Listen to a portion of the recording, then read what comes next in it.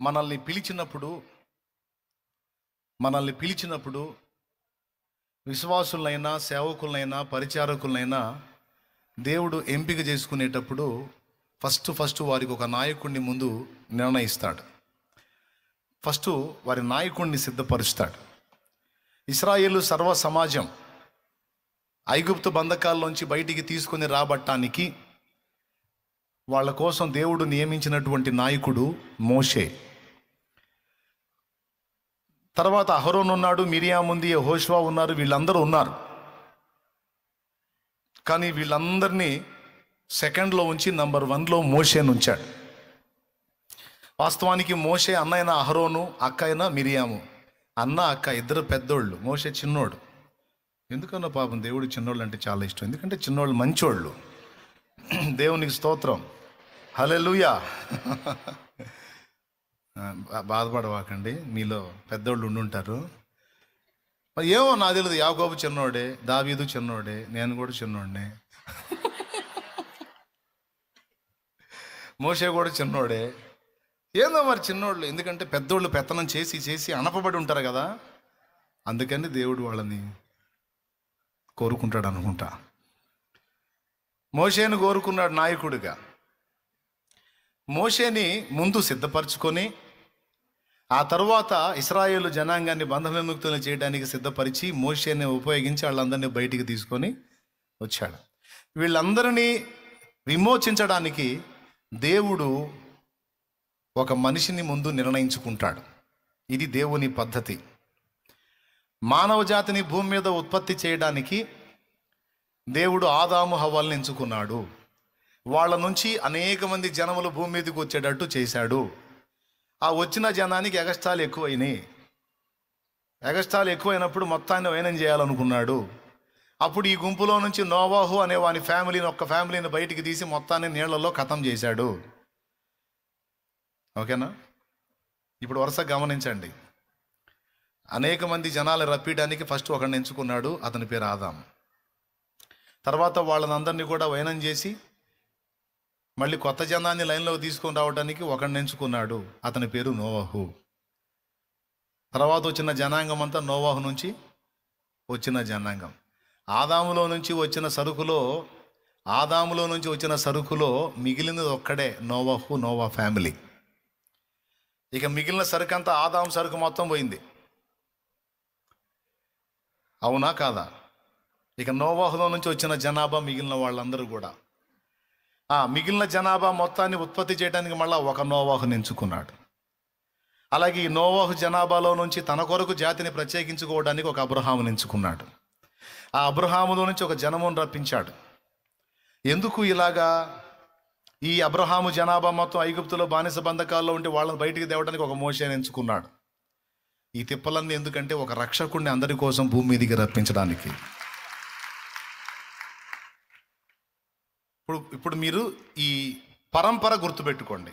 నేనేమి మార్మికంగా చెప్పాలా, తేటగానే చెప్పా.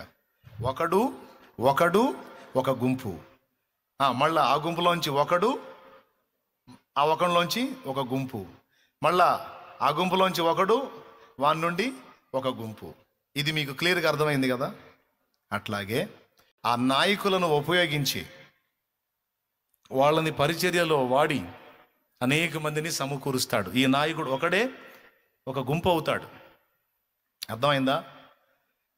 కాలేదా? కాకపోయినా నేను చేయగలిగింది ఏం లేదు. మర్యాదగా సరిగా వింటమే చెప్పేది. ఇది మళ్ళీ తీసుకొచ్చి వెనక్కి ముందుకు చెప్పడానికి ఇంకా లేదు, టైం అయిపోతుంది. అందుకని ఆ నాయకుడిని సిద్ధపరిచి ఆ నాయకుడికి సహనాయకులను కూడా దేవుడు లేపుతాడు. ఇది గుర్తుపెట్టుకోవాల్సిన రెండో అంశం. ఆ నాయకుడికి సమూహాన్ని ఇస్తాడు. ఆ సమూహంతో పాటు ఆ నాయకుడికి సహనాయకులను, ఒకవేళ ఆ నాయకుడు కాపరి అయితే ఆ కాపరికి సహకాపరులను కూడా దేవుడు ఇస్తాడు. ఇప్పుడు సంఘమైన సహనాయకులైన దేవుడు నియమించినటువంటి నాయకత్వానికి విధేయత చూపాలి. అర్థమైందా? మళ్ళీ చెప్తా ఈ ఒక్క మాట. సంఘమైన అంటే ఈ నాయకుడి ద్వారా పట్టబడి ప్రభావితం చేయబడినటువంటి ఆత్మలైన సంఘమైన అందులో నుంచే దేవుడు సిద్ధపరిచి నాయకుడికి సహకారులుగా ఇచ్చినటువంటి ఉపనాయకులైన మొత్తం ఈ నాయకత్వానికి కట్టుబడి ఉండాలి. అలా ఏర్పాటు చేయటం దేవుని చిత్తం, దేవుని క్రమం, దేవుని క్రమశిక్షణలో భాగం. అది మోషేని అలా నియమించాడు. ఆఖరికి మోషే అన్న అక్కలకు కూడా మోషేని ప్రశ్నించే హక్కు లేదు. అలాగ వాళ్ళు పాయింట్అవుట్ చేసినప్పుడు ప్రత్యక్ష గుడారం దగ్గరికి పిలిచి కోటింగ్ ఇచ్చాడు. నీకు తెలుసు, సంఖ్యాకాండం 12 ఇంటికి పోయి చూడండి. మోషే కూషు దేశపు స్త్రీని పెళ్లి చేసుకున్న విషయాన్ని గూర్చి వాళ్ళు మోషేకి వ్యతిరేకంగా మాట్లాడినప్పుడు, మోషే సొంత అన్న అక్క మాట్లాడితే వ్యతిరేకంగా వాళ్ళని పిలిచాడు. ప్రత్యక్ష గుడారం దగ్గరికి పిలిచి మిరియాముకు తెల్లని కుష్ఠొచ్చేటట్టు చేసి అహరోను మీద కూడా కోప్పడబోతే మోషే అడ్డుపడ్డాడు. దీన్ని బట్టి మనం గ్రహించాల్సిన విషయం ఏంటంటే, నాయకత్వాన్ని, దేవుడు నియమించిన ఏర్పాటు చేసిన నాయకత్వాన్ని తృణీకరించడం కానీ, ప్రశ్నించడం కానీ, శాసించడం కానీ, సొంత వాళ్ళకు కానీ, బయట వాళ్ళకు కానీ, ఉపనాయకులకు కానీ అధికారము లేదు. తొందరపాటున తృణీకరించకూడదు. ఇది పద్ధతి, దేవుడు నియమించిన కట్టడ క్రమం. దేవునికి స్తోత్రం కలుగునుగాక. హల్లెలూయా. మోషే ఇశ్రాయేలు జనాంగాన్ని నడిపిస్తూ వస్తున్నప్పుడు ఒక ఘట్టంలోనికి వచ్చేటప్పటికి అహరోను యాజకత్వాన్ని దేవుడు చెప్పినప్పుడు, మోషే దానికి సిద్ధపరిచినప్పుడు కొంతమంది వ్యతిరేకిస్తారు. మోషేనేనా నాయకుడు, మోషే అన్న అహరోనే యాజకుడు, మేము లేమా, మేము పనికి రామా, మేము కూడా యాజకత్వాన్ని పనికొస్తాం, ఆ ఫ్యామిలీ అయినా ఏంది, ఆ కుటుంబమేనా ఏంది, వాళ్ళేనా ఏంది, మా సమాజాలకు, మా గోత్రాలకు మేము కూడా నాయకులం, మాకు కూడా అధికారం ఉంది, మాకు కూడా హక్కు ఉంది, మేము కూడా పెత్తనం వెలగబెడతామని కోరహు, దాతాను, అబీరాము వారితో పాటు మరికొంతమంది ఒక గుంపు పోగయ్యారు. ఒక గుంపు పోగై మోషే నాయకత్వాన్ని, అహరోను యాజకత్వాన్ని ప్రశ్నించారు. ఈ ఘట్టం కూడా సంఖ్యాకాండంలోనే మీకు దొరికింది. ప్రశ్నించినప్పుడు మోషే ఏమన్నాడో తెలుసా? ఇశ్రాయేలు సర్వ సమాజం ఎదుట సాగిలపడ్డాడు. అయ్యలారా, ఇది నా అంతటా నేను ఇశ్రాయేలు సర్వ సమాజం మీద హెచ్చించుకోవటం కాదు, ఇది దేవుని నియమం, దేవుని నియామకం, ఇది దేవుని ఏర్పాటు. నన్ను మీ మీద దేవుడు ఏర్పరిచాడు. ఇది నా అంతటా నేను ఏర్పరచుకుంది కాదు, లేదా మీరు నన్ను ఏర్పాటు చేసింది కాదు. మిమ్మల్ని అందరినీ నడిపించమని దేవుడు నాకు అప్పగించిన బాధ్యత. ఇది దేవుని నియామకం. నా నిర్ణయం నాదనుకోవద్దు, ఇది దేవుని నిర్ణయంగా మీరు గౌరవిస్తే మీకు మంచిది, లేకపోతే దెబ్బతింటారని ఆయన మాట్లాడాడు. ఆయన మాట్లాడితే ఒప్పుకుంటారా? ఒప్పుకోరే, రివర్స్ అయ్యారు. ధూపార్తులు చేతబట్టుకొని వాళ్ళు కూడా యెహోవా సన్నిధిని ధూపం వేయడానికి వచ్చినప్పుడు దేవుని కోపం వారి మీదకి వచ్చి కోరహు, దాతాను, అబీరాము అనేటువంటి ముగ్గురు వాస్తవంగా ఉపనాయకులు, వీళ్ళు ప్రధాన నాయకత్వాన్ని తృణీకరించినందుకు, ప్రధాన నాయకత్వాన్ని త్రోసిపుచ్చినందుకు ప్రాణాలతోనే అలాగో పాతాళంలోనికి దిగిపోయిన ఘట్టం మీ అందరికీ సంఖ్యాకాండం చదివితే తెలిసిద్ది.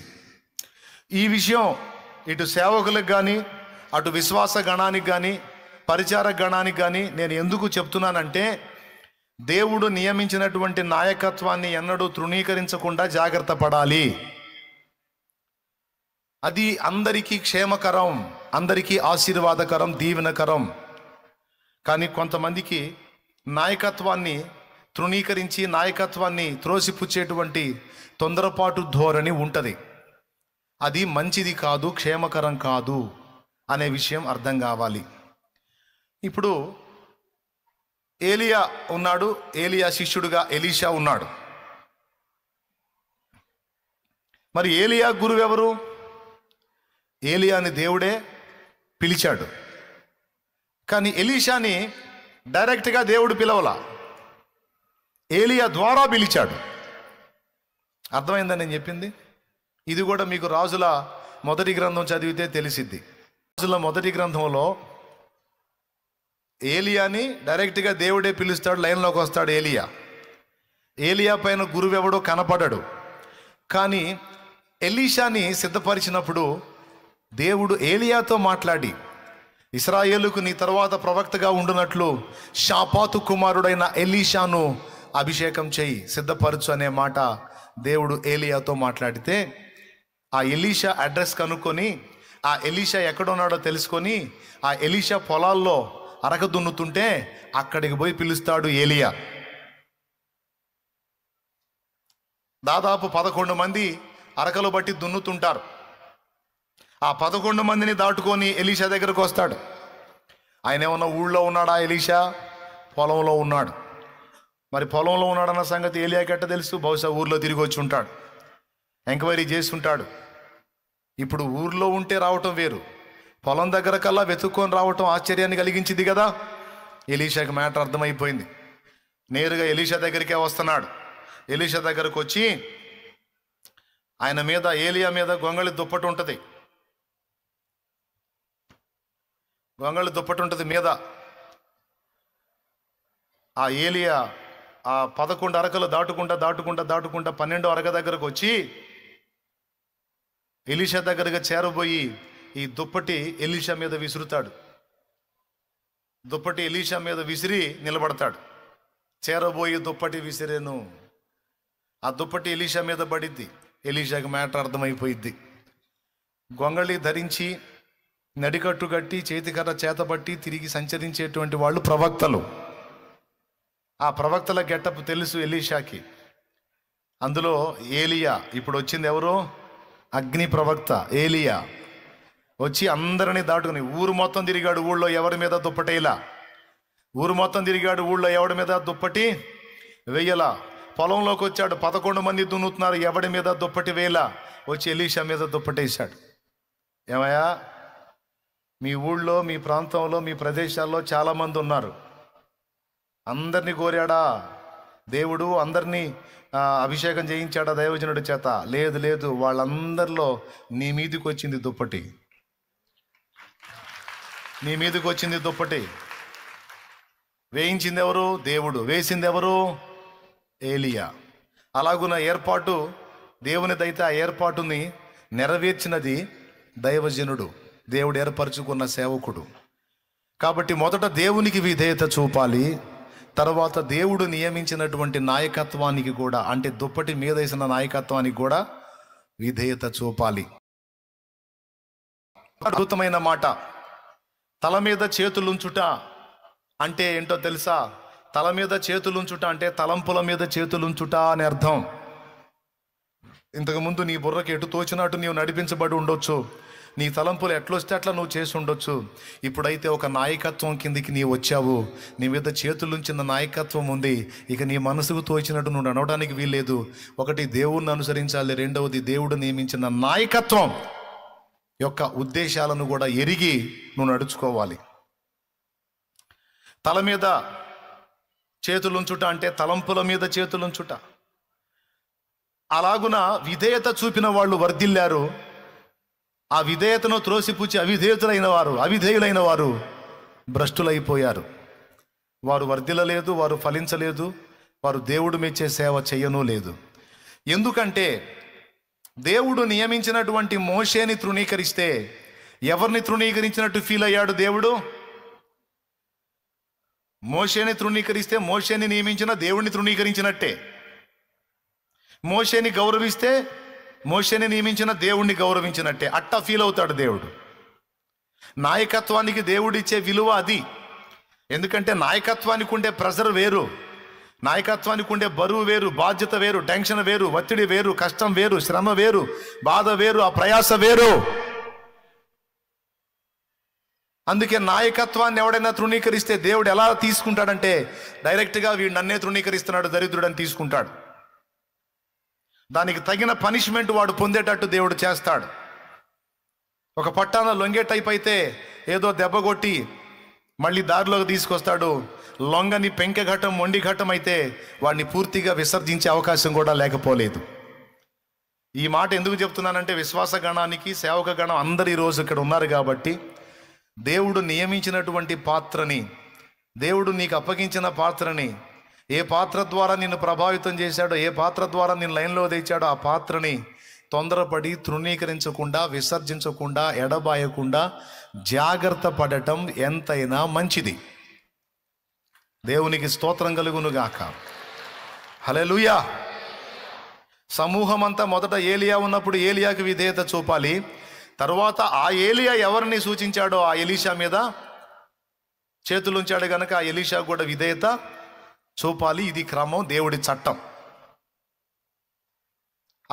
ఆ నియామకాన్ని తృణీకరిస్తే దేవుడు తనను తృణీకరించినట్టే ఫీల్ అవుతాడు.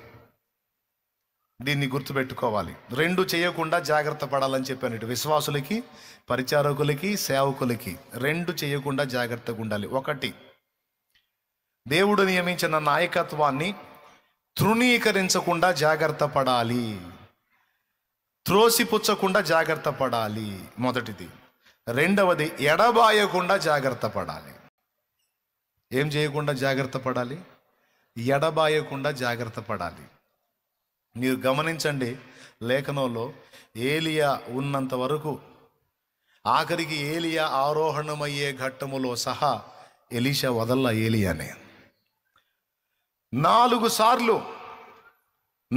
సార్లు ఎలీషాని వదిలించుకుందాం అని పరీక్షించాడు ఏలియా. మొట్టమొదట ఒక దగ్గర ఆపాడు. ఏమండి? గిల్గాల్ దగ్గర ఆపాడు. ఇక్కడ ఆగవయ్యా నువ్వు ఎలీషా, నన్ను దేవుడు బేతేలుకు పొమ్మంటున్నాడు అన్నాడు. ఎలీషా అన్నాడు, యెహోవా జీవముతోడు, నీ జీవముతోడు, మరణము తప్ప మనల్ని ఇంకొకటి ఏది కూడా వేరు చేయడానికి లేదు. ఆ యెహోవా జీవముతోడు, నీ జీవముతోడు నిన్ను విడవనంటాడు. సరే, అక్కడికి పోతాడు, బేతేలుకు పోతాడు. ఇక్కడన్నా ఆగవయ్యా, నన్ను ఎరికో పొమ్మంటున్నాడు, నన్ను ఎరికో పొమ్మంటున్నాడా. మళ్ళీ అక్కడికి పోతే అక్కడ కూడా అదే మాట అన్నాడు, యెహోవా జీవముతోడు, నీ జీవముతోడు నిన్ను విడవనన్నాడు. గిల్గాల్ అయిపోయింది, ఎరుకో అయిపోయింది, బేతేలు అయిపోయింది, 3 చోట్ల అదే మాట అన్నాడు. చివరికి ఎరుకో దగ్గర ఏమన్నాడు, అక్కడ నుంచి నన్ను యోర్దాను పొమ్మంటున్నాడు దేవుడు, ఇక్కడ ఆగవయ్యా నువ్వు అంటాడు. మళ్ళీ యోర్దాను కూడా పోయాడు. యోర్దానుకు పోతే అక్కడ కూడా వదిలించుకోవడానికి ట్రై చేశాడు. అలా పట్టాలి ఆత్మీయ నాయకుడు. నువ్వు పోరా బాబు, నువ్వు పో అన్నా సరే వదలకూడదు, పట్టాలి. యెహోవా జీవముతోడు, నీ జీవముతోడు నిన్ను విడవను. అవసరమైతే నన్ను కొట్టు, తిట్టు, నన్ను గద్దించు, నన్ను ఏమన్నా చెయ్యి, నిన్ను వదలనయ్యా, నిన్ను వదలను. వాస్తవంగా నాయకుడు చెప్పినప్పుడు చేయాలా లేదా? చేతుల మీద నీళ్లు పోస్తూ వచ్చాడు ఏలియా చేతుల మీద ఎలీషా. నాయకుడు ఆగమన్నప్పుడు ఆగాలి కదా.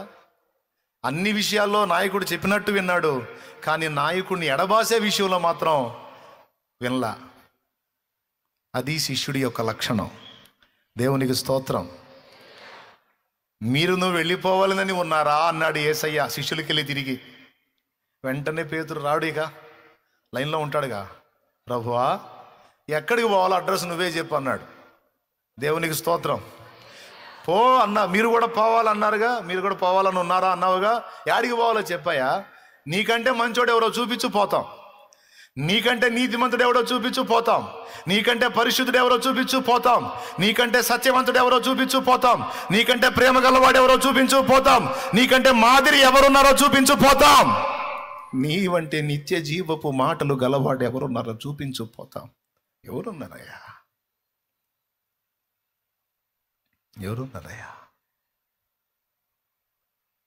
నాకున్నది నువ్వేగా ప్రభువా, మాకున్నది నువ్వేగయ్యా. లోపల ఎంత సంతోషపడి ఉంటాడో నా యేసయ్యా. హల్లెలూయా. ఆయన ఏం లెక్క చేయాల. ఈ సన్నివేశం ఎక్కడ అనుకున్నావు? యోహాను సువార్త 6లో చూసుకోవచ్చు మీరు. యోహాను సువార్త 6 తీసుకుంటే అనేకులు ఆయనను వెంబడించక ఆయనని విడిచిపెట్టి వేరైపోయారు అని రాస్తాడు. చూడండి, యోహాను సువార్త 6వ అధ్యాయము 66వ వచనం చూడండి. అప్పటి నుండి ఆయన శిష్యులలో అనేకులు వెనుక తీసి మరి ఎన్నడూనూ ఆయనను వెంబడింపలేదు. కాబట్టి యేసు, మీరు కూడా వెళ్ళిపోవాలని ఉన్నారా అని 12 మందిని అడుగగా, సీమోను పేతురు, ప్రభువా, ఎవరి యొద్దకు వెళ్ళుదము? నీవే నిత్య జీవపు మాటలు గలవాడవు, నీవే దేవుని పరిశుద్ధుడవని మేము విశ్వసించి ఎరిగి ఉన్నామని ఆయనతో చెప్పాను. చాలు, దేవునికి స్తోత్రం కలుగును గాక. చూసారా, మీరు వెళ్ళాలని ఉన్నారా అంటే నాయకుడికి లెక్కలేదు, నాయకుడికి లెక్క ఉండదు. నాయకుడికి నువ్వు కాకపోతే ఇంకా 40 మంది వస్తారు, 40 మంది కాదు 400 మంది వస్తారు. ఎందుకంటే ఏర్పరచుకుంది దేవుడు, ఇచ్చేది దేవుడు, కృప చూపేది దేవుడు, చేయి పట్టుకుంది దేవుడు. నాయకుడిని వదిలితే నష్టపోయేది మీరే. నాయకుడికి ఏం నష్టం లేదు, వానికి ఏం నష్టం? ఏసైనా వదిలిపెట్టిపోయారనుకో, ఎవరు పోతారు పెందలాడి? చెప్పండి, ఏసైకి ఏమన్నా నష్టమా? ఏసైకి ఇంకేం దొరకరా? ఎవరు దెబ్బతింటారు? ఇక్కడ ఏలియా ఉదంతం తీసినా, యేసు ప్రభు ఉదంతం తీసినా, ఇక్కడ ఈ శిష్యులు ఆయన వదలలేదు, అందుకే కృతార్థులయ్యారు. అక్కడ ఎలీషా వదలలేదు, అందుకే 2 అభిషేకం పొందాడు. ఆ కృప పొందాలి అంటే ఆత్మీయ నాయక గణాన్ని విసర్జించకుండా జాగ్రత్త పడాలి, తృణీకరించకుండా జాగ్రత్త పడాలి. 2 విషయాలు చెప్పాను. ఒకటి, తృణీకరించవద్దు, త్రోసివేయవద్దు, తేలికగా మాట్లాడవద్దు. దేవుడు నియమించిన నాయక గణం అది లేకపోతే నీ చరిత్ర లేదు, అది ఉంది కనుక నువ్వు ఉన్నావు లైన్లో. 2 చెప్పాను, ఏం చేయకుండా జాగ్రత్త పడాలి. ఒకటి, తృణీకరించకూడదు, దుఃఖ పెట్టకూడదు, ఇబ్బందికరంగా మాట్లాడకూడదు, ఇబ్బంది ప్రచారం చెయ్యకూడదు. 1. 2, ఎడబాయకూడదు. సూపర్, బాగా విన్నారు. ఎడబాయకూడదు. ఎడబాస్తే ఎవరికి దెబ్బ తెలుసా? ఎడబాసినోడికే దెబ్బ. ఏలియా 4 సార్లు నువ్వు పో, ఎన్నిసార్లు చెప్పాలి నీకు? వదులు, నేను వెళ్ళాలి. యెహోవా జీవముతోడు, నీ జీవముతోడు, నిన్ను విడవను, యాడికన్నా పోని. ఇదే మాట ఎలీషా.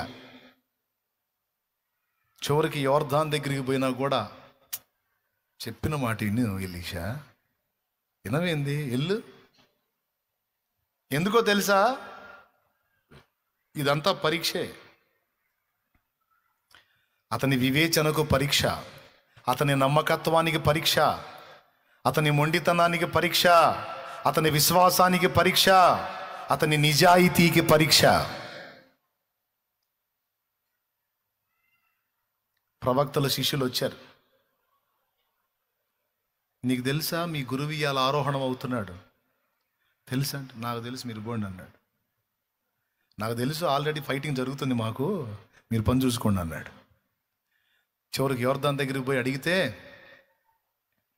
నేను బాను, నిన్ను విడవను, నాకు తెలిసి ఇవాళ నన్ను వదిలిపెట్టి పోవాలని చూస్తున్నావు నువ్వు, నేను వదలను. దుప్పటి తీసుకొని యోర్దాన్ను కొట్టాడు. 2 పాయలై దారిచ్చింది యోర్దాను ఏలియాకి. ఏలియా పోతే వెంటపడి ఎలీషా కూడా పోయాడు. ఇక అప్పుడు ఏలియా అన్నాడు, మొత్తానికి గట్టివాడవే ఎలీషా, మొండివాడు అనిపించుకున్నావు, నమ్మకస్తుడివే.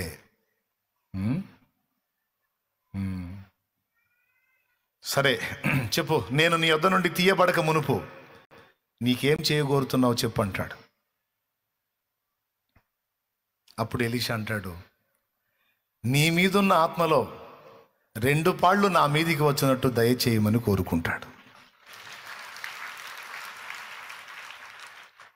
మరి నీ తర్వాత ప్రవక్తగా ఉండమని నన్ను సిద్ధపరిచావు, మరి ప్రవక్తగా నేను ఉండాలంటే మరి నాకు అభిషేకం లేకపోతే, దేవుని ఆత్మ సహాయం లేకపోతే ప్రవక్త పరిచర్య ఎలాగూ జరుగుద్ది? అది జరగాలంటే నాకు అభిషేకం కావాలి. కాబట్టి నీ మీద ఉన్న ఆత్మలో 2 పాళ్ళు నాకు ఇస్తే కానీ నేను వదిలిపెట్టను అంటాడు. అప్పుడు ఏలియా అంటాడు, నీవు అడిగినది కష్టతరమైనది, అది నా వశంలో లేదు, అభిషేకం దేవుడు ఇవ్వాల్సింది. నేను తీయబడుట నీకు కనబడితే, నేను తీయబడుతున్నప్పుడు నీకు కనబడితే నీవు అడిగినది దేవుని చిత్తమే, దేవుడు ఇస్తాడు. నేను తీయబడినప్పుడు నీకు కనబడకపోతే నీవు అడిగినది నీకు లభించదు అని చెప్పి ఈ మాటలు చాలించగానే అగ్ని రథములను గుర్రములను కనబడి వారిద్దరిని వేరు చేస్తాయి. అగ్ని రథములను గుర్రములను కనబడి వారిద్దరిని వేరు చేస్తాయి. అప్పుడు ఎలీషా ఓ పక్కన ఉంటాడు. ఇక సుడిగాలి తిరిగిద్ది ఏలియా చుట్టూ, సర్రమని సుడిగాలి తిరిగిద్ది. ఆ సుడిగాలిలో లెగుస్తాడు. ఇక యెహోవా సుడిగాలి చేత ఏలియాను ఆరోహణం చేయించాడు. అలా తీసుకొని వెళ్ళిపోతాడు. ఆ సుడిగాలిగా మేస్తది, ఇక వెళ్ళిపోతాడు. వెళ్ళిపోయినప్పుడు అప్పుడు ఏడుస్తాడు. హల్లెలూయా. ఎంతవరకు వెంబడించాలి? ఎంతవరకు వెంబడించాలి? దుప్పటి పైన పడిందాక, పరిచర్య ముగిసిందాక వదిలిపెట్టకూడదు. ఆత్మీయ నాయకత్వాన్ని, అది నమ్మకత్వం, అది నిజాయితీ, అది ఒక ఉపకాపరికి ఉండాల్సిన లక్షణం. దేవునికి స్తోత్రం కలుగునుగాక. హల్లెలూయా.